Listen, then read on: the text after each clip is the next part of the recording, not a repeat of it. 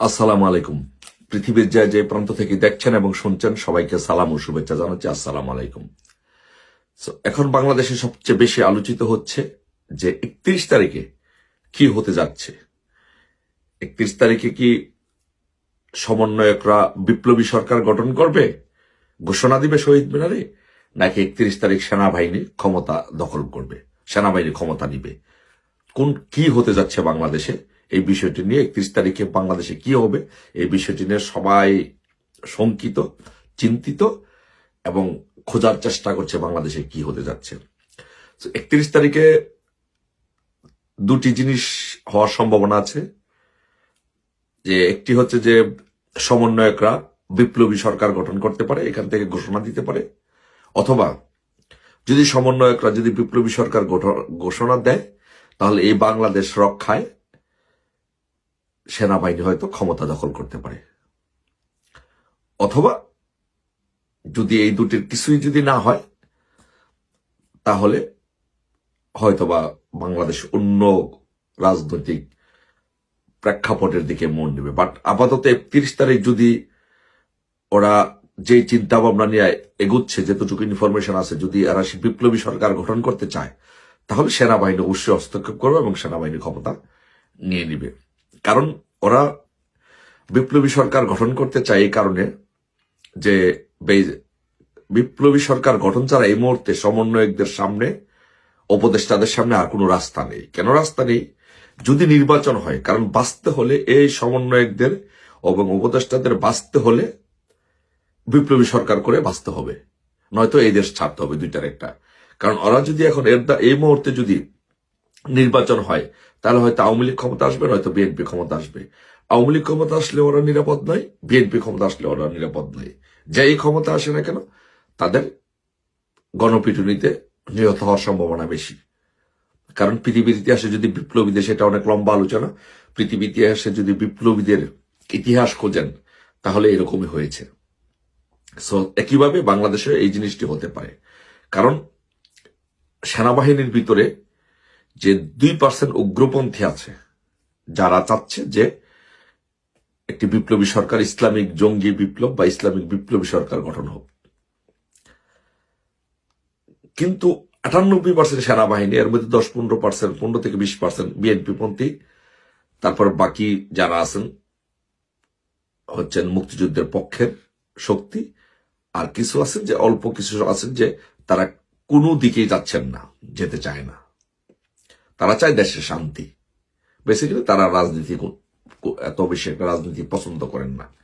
এখন এই 2% উগ্রপন্থী সেনাবাহিনী যদি বিপ্লবী সরকারের দিকে যায় তাহলে কিন্তু রাষ্ট্রটা ধ্বংস হয়ে যাবে।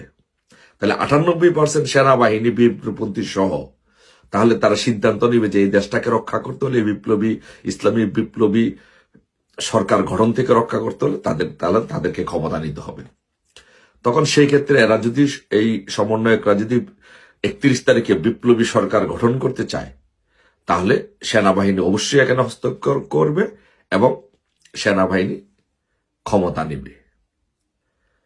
আর যদি ওরা বিপ্লবী সরকার গঠন না করে তাহলে হয়তোবা 31 তারিখে সেনাবাহিনীর ক্ষমতা নেওয়ার সম্ভাবনা নেই।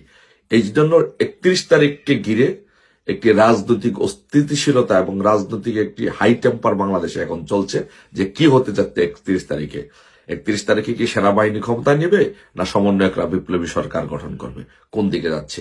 এই জন্য পুরো বাংলাদেশের মানুষ, পুরো দেশ ও জাতি অপেক্ষা করছে যে আসলে 31 তারিখ কোন দিকে যাচ্ছে। 31 তারিখ, তো আমরা সকলেই 31 তারিখের জন্য অপেক্ষা করছি। আমরাও শঙ্কিত যে 31 তারিখে কি হতে যাচ্ছে। বাট আমি এখানে আওয়ামী লীগের নেতৃবৃন্দকে, মুক্তিযুদ্ধের সপক্ষের শক্তিকে, সকলকে, ছাত্রলীগ যুবলীগ সহ যারা আছেন সকলকে সতর্ক অবস্থায় থাকার জন্য অনুরোধ করব। 31 তারিখে সারা বাংলাদেশে একটা সতর্ক অবস্থার মধ্যে থাকবেন। যদি বিপ্লবী সরকার গঠন হয় তাহলে সেনাবাহিনী অবশ্যই হস্তক্ষেপ করবে এবং সেনাবাহিনী ক্ষমতা নেবে। সেনাবাহিনী ক্ষমতা নেওয়ার সাথে সাথে ধরে নিতে হবে যে আমাদের একটি প্রাথমিক বিজয় হয়েছে।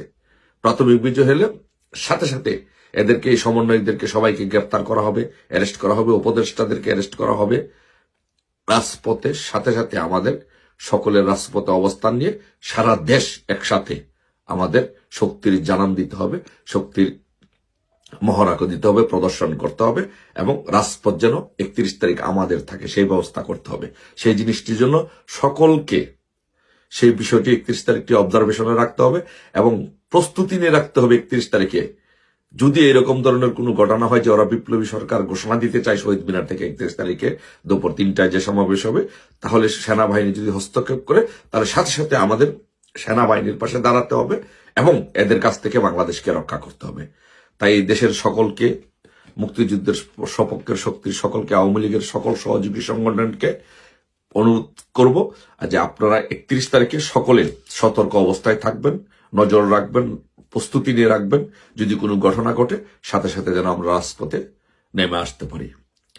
সবাই আমরা 31 তারিখের অপেক্ষায়। আশা করি ইনশাল্লাহ যদি এরকম কিছু হয় যে সেনাবাহিনী হস্তক্ষেপ করে ক্ষমতা নেয়, তাহলে বাংলাদেশের রাজনীতির প্রেক্ষাপটে যে ইসলামিক জঙ্গি বিপ্লব বা ইসলামিক রাষ্ট্র হওয়ার যে জঙ্গি রাষ্ট্র হওয়ার যে একটি তৎপরতা, সেই তৎপরতা থেকে বাংলাদেশ রক্ষা পাবে। বাংলাদেশ রক্ষা পাক, সবাই রক্ষা পাক, সবাই ভালো থাকুক। জয় বাংলা, জয় বঙ্গবন্ধু।